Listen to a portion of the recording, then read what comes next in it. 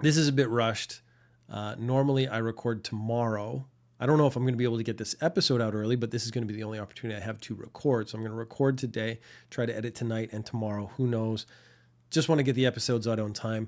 I have to work tomorrow. So I'm a bit flummoxed, confused, out of sorts because it's not my regular schedule. I really like keeping a regular schedule. But to make me happy, we got a message on SpeakPipe, speakpipe.com/chunkmovieChess. It means I get to hear your voice. And that is actually very exciting for me to get to hear some of the people who actually listen to the podcast. So let's hear what Gray has to say from the from the SpeakPipe. I just wanted to say, bro, the Discord link is dead on your link tree. Please update. That would be sick.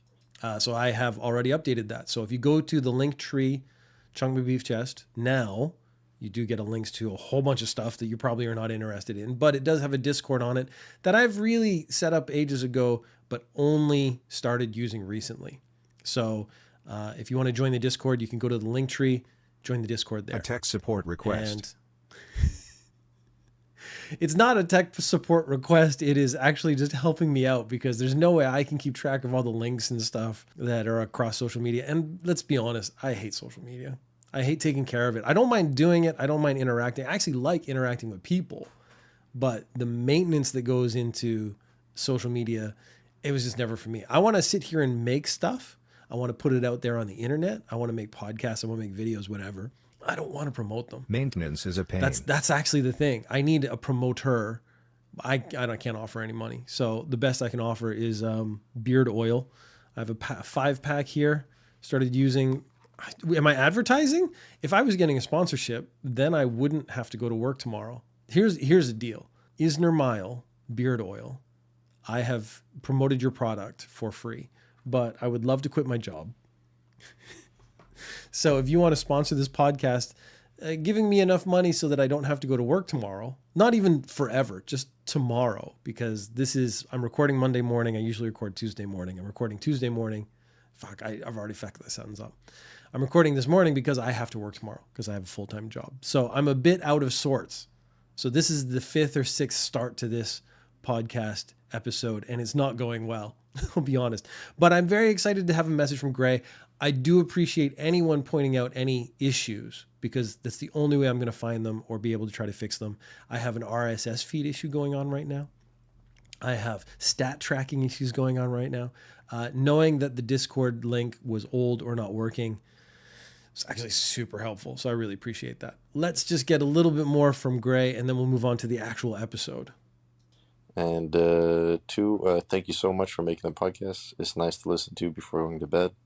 I find it very weird that people listen to this before they go to bed because as the podcast goes, there is a structure to it. The dirtier, more violent stories are at the end, which means while you are drifting into sleep, when your mind is sort of, your body is closing, but your mind is opening, is when I start talking about the dirty, weird stuff. I don't know if that's what you should be falling asleep to. Secondly, I think we should be falling asleep to your voice. I think Gray has a way better voice. Basically, I'm saying why am I podcasting and he's not? He clearly has a nicer sounding voice than me.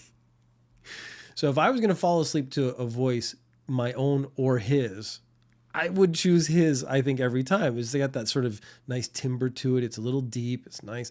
It's better than mine, man. Secondary proposal. I could write the podcast. You could you could do the voice, and then we'd maybe actually, this might go somewhere. Yeah, I would like to show up on one of the segments, so it would be cool to fuck around. And it would be cool to fuck around. I don't know exactly what you're saying, but I'm open to anything. If you would like to join, so we've been doing quizzes, and the quizzes, I'm already trying to change them a little bit. Last week, we didn't do a quiz. We did essentially a little Japanese lesson. My friend Tom joined, and I showed him a couple of words that were sort of new Japanese words. He took them back to his students, and he tried them on his students. They knew mofu mofu, but they didn't know the other ones. And it's like, hey, maybe you guys need to update your Japanese. And he's saying that to like a group of like young people, which is pretty funny. So I'm not going to just do quizzes. Quizzes was a great format to start with, but I want to expand it into like every idea I can have. And I want to do it with other people. So if you would like to join the podcast, Send an email to chunkmybeefchest@gmail.com. You could drop a message in SpeakPipe like Gray has just done. You can join the Discord, which is in the link tree, and we can arrange to record. I usually do it over Zoom, and I just record the audio, so you don't have to be on camera or anything like that if you don't want to. But we can try to fit it to your schedule because I recorded outside of the live recording that we do on Twitch, usually on Tuesdays, but today's Monday. You can tell that's really resting on my mind. I'm just not getting anything right. Let's start the show.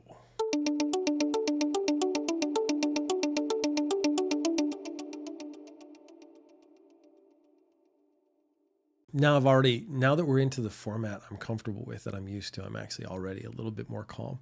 We have an update. We have the story. So there was fucking Discord. We have an update on a previous story. We have the NHK does national news, and they do it in multiple languages, and they do it in Chinese. And they had a guy doing the national news in Chinese, and he decided to sort of just go off script for a bit. He switched to English. I found that part really interesting. And he made a couple of statements, like the Senkaku Islands belong to China. He said, don't forget about comfort women and the rape of Nanking. So he was basically saying, like, we have to remember the awful history of Japan, and there are these disputed islands between China and Japan, and they belong to China. He's just making a staunch political statement right out the gates. That's a problem when your radio show represents the government of Japan, because it's a national broadcast system. So it's not pro-government, but you certainly are working for the government. An executive had to quit to take responsibility for this. 2 other executives had their pay cut because this happened. And I actually, in the last episode when we talked about it, said, like, this seems unfair. The executives, unless they were sitting there with like hovering their finger over a mute button with a 7-second delay or something, they had no control over this. And they had hired this guy to read the news in Chinese. He decided to go off script. So I was thinking only he should be punished. I said that was unfair.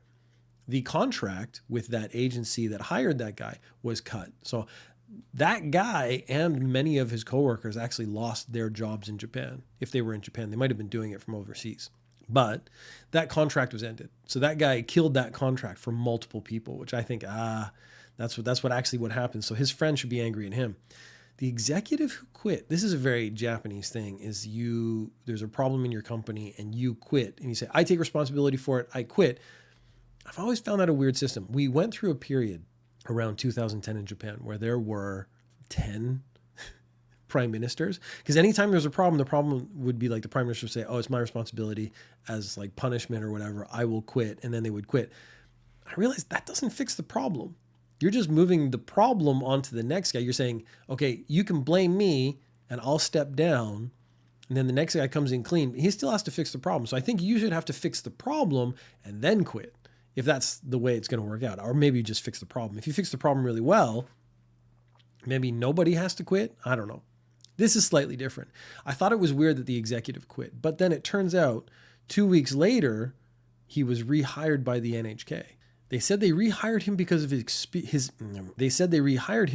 experience as an overseas journalist. So he'd worked in Russia, he'd worked in China, he'd worked in a couple of different places, and they said that experience was valuable. But then it seems very convoluted. So why did you let him quit in the first place, or just don't let him resign, or just say, look, yeah, it is your responsibility, but we'll just keep you in your job. It doesn't say if he was rehired as the same job, which I find interesting. I'm pretty sure he was. It just seems like a convoluted way for him to take responsibility by resigning, but then not actually taking any responsibility because he got hired back on. So it's like an agreement was made. Hey guys, this bad thing happened. I'll quit. You hire me again in 2 weeks. So I'm just going to take a 2-week vacation.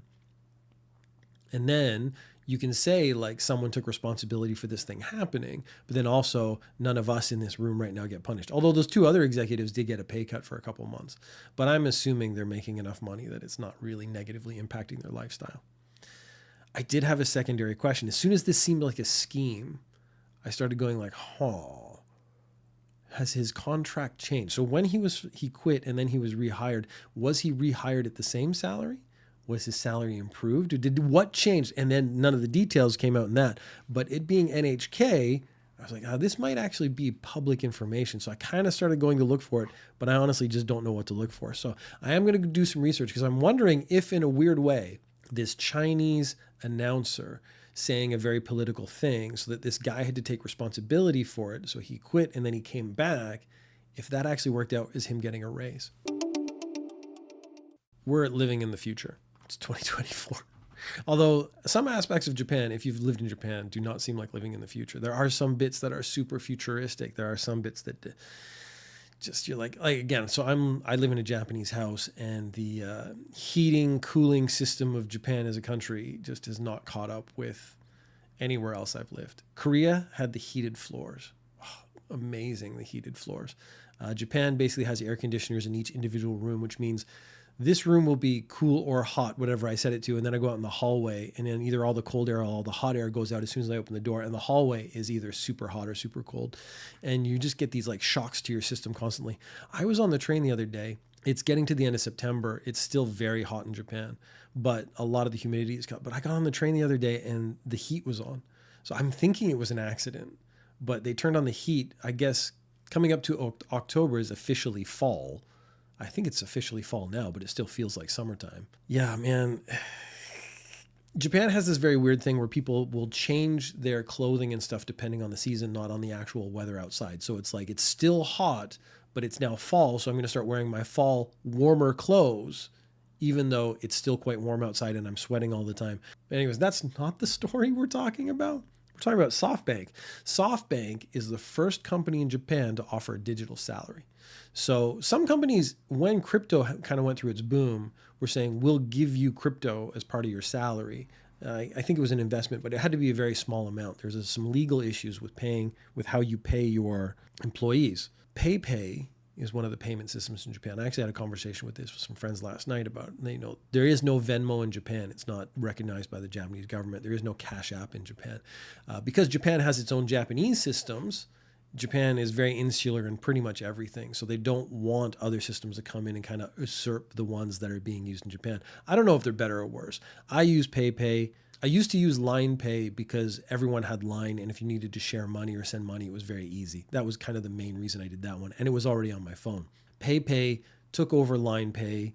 They're going to be the same company next year, so I switched over to PayPay early because why not? I was scamming them for double points for a while because I used my PayPay credit card in my PayPay app.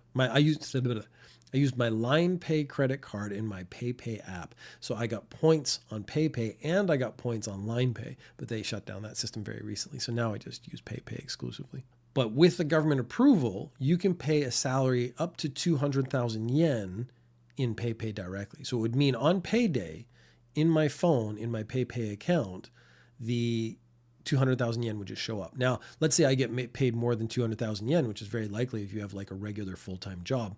The rest of that money has to go to the bank. So you can get part of your payment up to 200,000 yen in PayPay as a system. And if that's what you're using all the time, it makes sense. You can split it. You can decide how much, like I want 100,000 yen of my pay to go into my phone every month. That can happen as well. 300 companies have already contacted PayPay about adopting digital payment systems. And I'm guessing because at the end of the day, it happens automatically. You don't have to deal with banks in the same way. It's faster, and I bet it's actually also cheaper. A nursing home care worker. So, I mean, these are people who are taking care of old people in Japan. Has a growing population. There's a lot of old people. There's a lot of demand for this job. So there's a lot of people who can get jobs in this kind of care system. They were arrested for assaulting a 105-year-old patient. I don't know. That one was like, woo, 105. Like any sort of assault is going to be significant if the person is 105 years old. So that is crazy. It turns out they also assaulted three other patients, the youngest being 94. So these are like 94-year-old people and up, and this guy is like getting frustrated with them and punching them in the face. The actual statement was, I was so frustrated with caring for them, I couldn't help myself, which makes it very clear that you should not be working in this industry. The home care facility they were working at was for exclusively patients with dementia. So dealing with old people can be frustrating. Dealing with people my age can be frustrating. Dealing with older people who also, have dementia is going to be extra frustrating. If you're going to get so frustrated, you then think punching him in the face is the acceptable response. and that's going to somehow make things better, you probably shouldn't be working in that industry. I think if you're sort of a punchy person all around, you shouldn't be in care work. This is going to be one of those statements that Ninja News Japan promotes out there. If you're a punchy kind of person, you shouldn't go into care work. Staff noticed a bruise on one of the patients, so they decided to go check the security camera. And it turns out the bruise the patient had wasn't related to the assault, but because they checked the security camera, saw the assault take place, giving maybe different injuries, different bruises. So the person got caught. So I'm like, this other person absolutely should be in healthcare, because they're like, oh, that guy has a bruise. I should just go check just to be safe. Because again, we're dealing with dementia patients. We're dealing with older people. Maybe they fall down. Maybe they get bruises all the time. Maybe they bruise very easily. This is all totally on board. It would have been very easy to ignore. But they're like, you know what? It's bruised. I should just go check the security camera. Goes and sees these older people getting assaulted, and then is able to call the police. So that second person should get a raise. But care workers are not appreciated, and that is probably not going to happen. Since we're talking about people punching people who should not be punched, I guess no one should be punched. I mean, you go into boxing. I practice judo. I get punched in the face. I think it's actually quite funny. But that's voluntary. So that voluntary aspect changes the whole atmosphere of the getting punched in the face. If you are an old person in a home care place, I don't think you expect or deserve to be punched in the face. I mean, okay, old people can be shitty too. Sometimes they might deserve it, but that doesn't mean you can do it. There's lots of people I see day to day. Oh God, now we've gotten into who you should be allowed to punch or not, which is going to be a big book. There are people I think I should be able to punch, just me exclusively, not anyone else, because I think I have good judgment. All right. A teacher in Shiga, since we're going to go to the other end of the spectrum, we've now talked about punching old people in the face. Let's talk about punching young people in the face. A teacher in Shiga was arrested for hitting an elementary school age boy, he's about 10 years old, in the right eye. So he decked a kid in the face. He was reported to police the same day. So the kid went home, probably had a black eye because he got punched in the eye by a full-grown adult teacher. The parents called the cops. Absolutely 100% exactly what I would do. Police are investigating the reason for the assault. Now, I am not saying it's okay to punch little kids in the face, but I can absolutely tell you the reason. Without even meeting this kid, without even knowing the situation, he was being a mouthy little shit.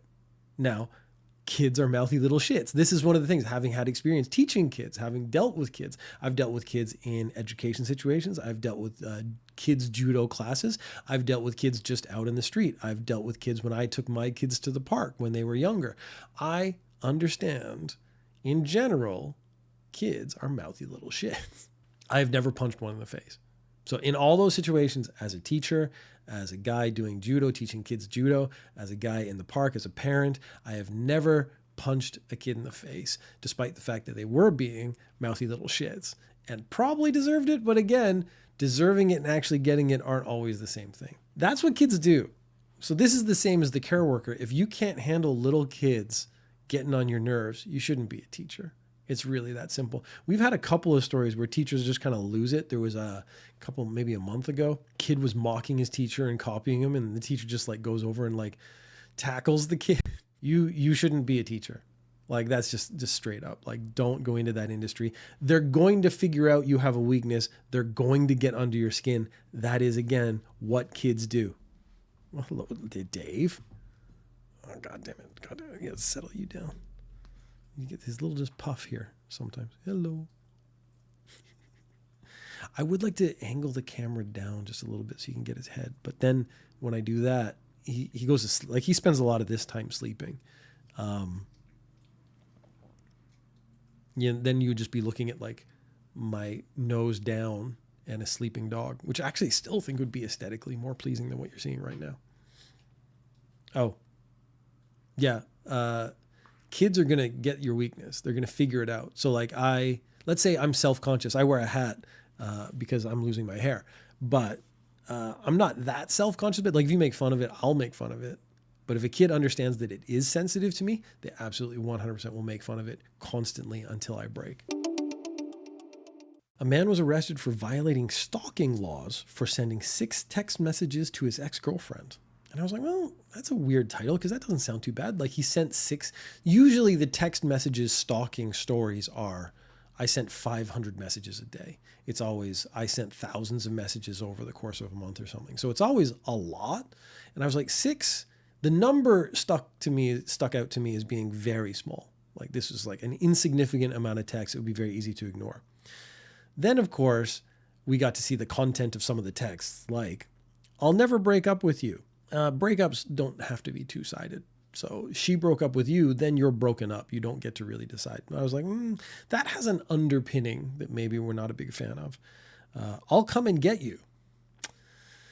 That contextually, since you've been broken up, has a very different meaning than, like, if I'm going to come get you as in pick you up and drive you somewhere and be a good guy, that's great. But since she's broken up with me and made it very clear she doesn't want to speak to me anymore, I'll come and get you takes on a very different meaning.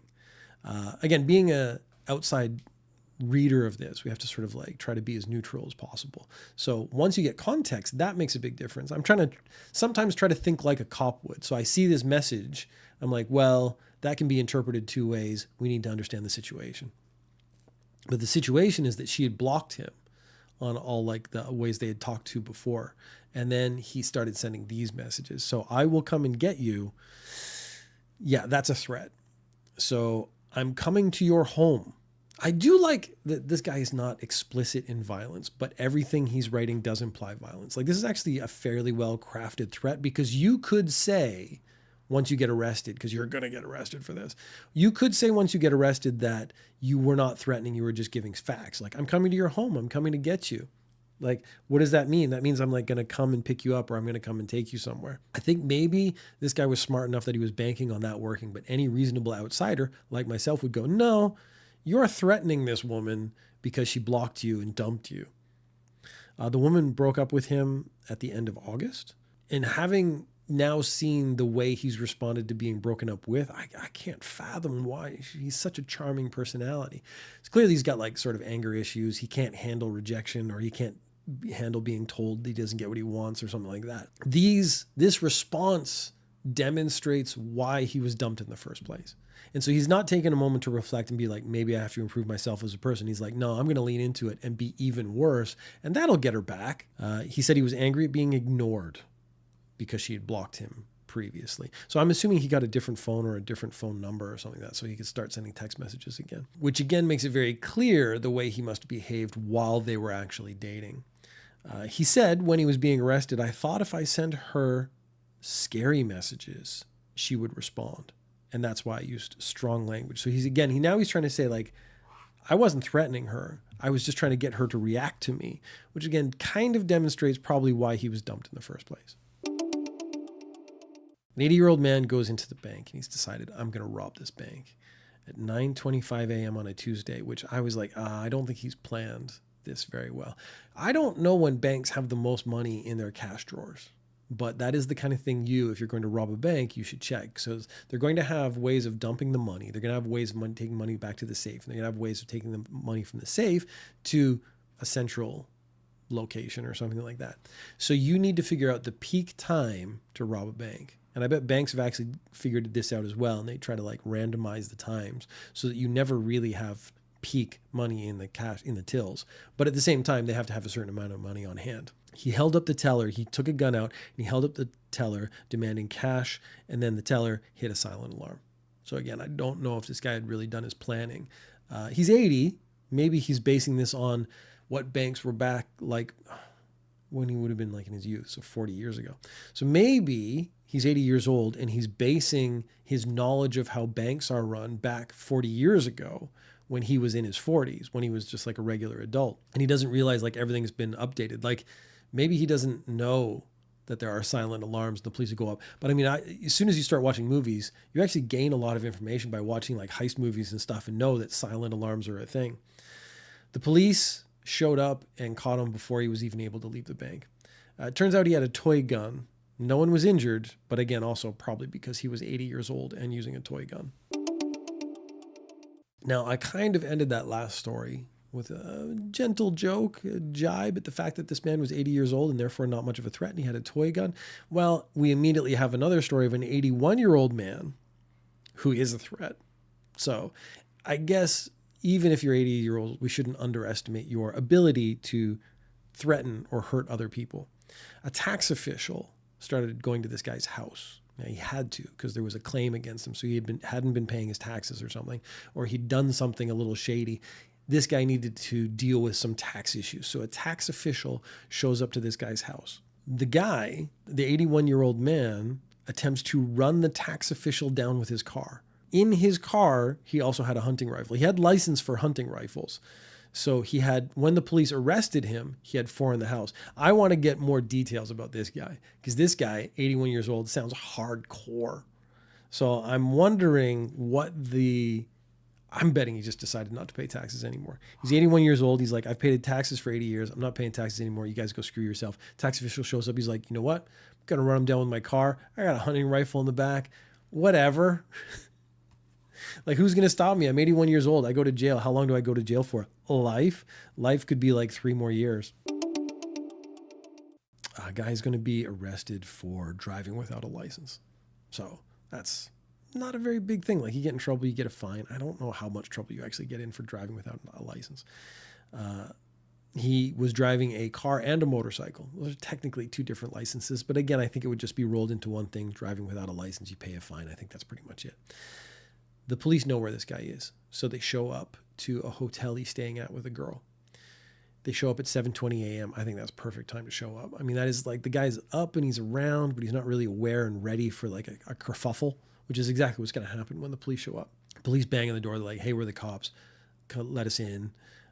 He decides in his underwear to jump off the 3rd-story balcony, hit the ground, and run away.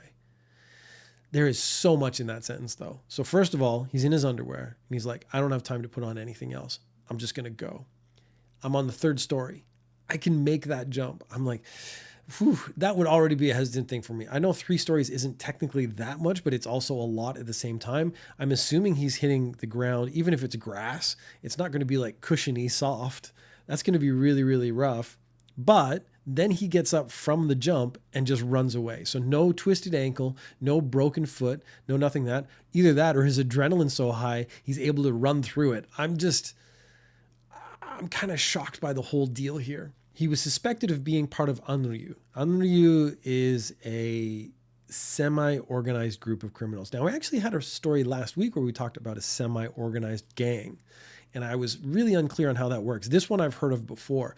This is basically a loose gang of individuals who are willing to commit crimes. And what they do is connect on social media when they are in the same area. They commit a crime with each other, and then they separate. So it's very hard for the police to track down the entire gang or any sort of network because the network is like always changing because I commit a crime with you and then I move on to another thing. And then on the social media, I connect with someone else. I commit a crime with them. And then I get the support I need. I get to commit the crimes, but then none of us are actually tied to each other too closely. So it actually depends on how active you are, how dangerous you are. So he was suspected of being one of these guys. They didn't actually have as much proof, but they did have proof that he was driving without a license. So that's what they were going to pick him up for. Because he was a member of this disorganized, organized crime, which is a great way of saying it, 11 cops were waiting for him. Now, the thing is, what do? You surround the building, you sort of get people in the area, that kind of thing, because you only need 2 or 3 cops to take one guy into custody. When he jumps out the window off the balcony, off he goes. There were no cops out there. They did not expect him to jump out the balcony and get away. So they had no cops sort of around that side of the building. I guess they were all around the front door expecting him to use the front door very politely as they just walked him out. He got away. There were 11 cops waiting for him and he still got away. Secondary, the cops, all they have to do is put out like an APB on guy running around in his underwear. And it's going to be pretty obvious. Like, they should be getting calls. Hey, I just saw a dude run down my street in his underwear. Hey, there's a guy in his underwear in this convenience store buying pants or something. Can you buy pants? I think you can buy t-shirts and underwear and socks. I don't know if you can buy pants. Maybe you could buy shorts. I don't know. You can buy almost a full thing of clothing in a convenience store in Japan. That is how Japan convenience stores are literally more convenient than anywhere else. But at the end of the day, this guy got away. And I got to say, like, I rip on criminals a lot on Ninja News Japan, but I got to tell you, I do have some respect for this guy who, if he's one of the better criminals we've had on the show. Okay, December 15th, a body was found. It had been drowned The police suspected suicide, but then they turned out there was no real motive. Like, this guy didn't seem particularly depressed. When they started looking into his life, they're like, there's no real reason for this guy to have killed himself. So now they're like, we got to figure out if maybe there's some foul play at hand. 10 days after his death, a friend of his takes 160,000 yen out of his bank account. That's like $1,000, let's say. So the police are like, hey, why do you have access to his bank account? Why are you taking money out of his bank account? He's been dead for 10 days. That seems a little suspicious. The man claims he held the bank card and obtained consent before taking the money out. He had the bank card for sure, because he had to have the bank card to actually get it. But did he obtain consent? This is now when it gets really suspicious. How do you have consent to take money out of this dead guy's bank account? Did you get consent before or after he died? That kind of thing. He did have the number, and he claims to have been managing this guy's finances for quite a long time. So there's actually this is again very good crime if it's a crime, because we actually 100% don't know if it's a crime. So this is to me one of the more interesting bits of this. They say they became friends 30 years ago because they both liked baseball. So they were at baseball games, they saw each other, they started talking, they hung out, they watched baseball at the same bar, whatever. They became friends over baseball 30 years ago. They've been friends for a very, very long time. The friend was the beneficiary of the dead man's life insurance. Life insurance doesn't often pay out if you commit suicide, though. So that's actually a whole other sort of issue. If he murdered this guy for the life insurance, then he had to make it look like an accident, whereas the police immediately assumed suicide because he was pushed into a river. So that's kind of the first issue that I have. I'm like, is it murder or was it an accident? Because if it was a murder, it wasn't planned out well enough, whereas this guy seems to have had access to everything else. So it seems like he would have been in a position to make a good plan. They've been friends for 30 years. He trusts him completely. He did actually seem to trust him with his finances. It actually would have made more sense to rip him off bit by bit, since you have access to his finances. And then if you were going to try to kill him for the insurance payout, pushing him into a river does seem like suicide in Japan, because it's going to be like jump in front of a train, jump into a river. These are pretty fundamental ways to kill yourself in Japan. 1 month before the man drowned, the friend asked how he would collect on the life insurance. So that's another very suspicious thing to ask immediately before someone dies. So this is, again, this pushes it more towards murder, but at the same time, the guy had so much control over the other guy's life, the dead man's life, it seems like there's so much accessibility, it seems suspicious. But what if he actually is doing the thing he said? And the thing he said was, like, he was helping take care of this guy. As he got older, he was getting out of shape. So we used to go down to the river, work out together. Because he stayed at home and never did anything, I took care of his finances. I helped him out. He sounds like during the 30 years, he was a very good friend. And then near the end of the time, it becomes suspicious. Because if this was an accident, the suspicion would naturally go towards this guy. To me, the most suspicious aspect of this is that the man, they were apparently seeing each other all the time.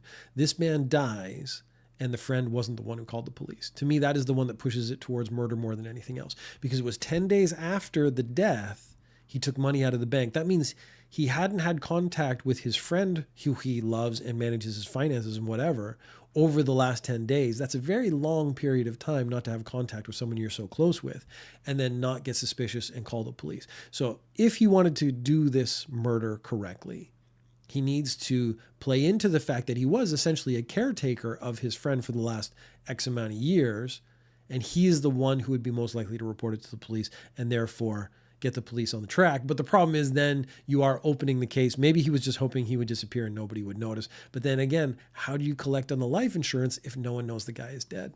So there's a lot of question marks in this one. I am going to follow up on this case very carefully as much as I can, because I actually think there might be enough doubt here that the man doesn't get prosecuted, which in the case, he would still have access to the bank accounts. I don't know how that gets shut down in Japan or not, but he could take out as much as he wants now. I guess the police probably at this point have already taken the cash card away. But it seems like he has messed up this plan if he actually did it, but there is a big question mark. Maybe he didn't actually do it, which is what great murder mysteries are all about.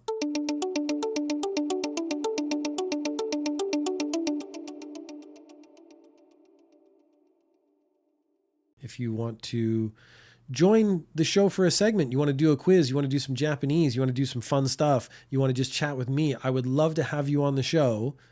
You can send a message to speakpipe.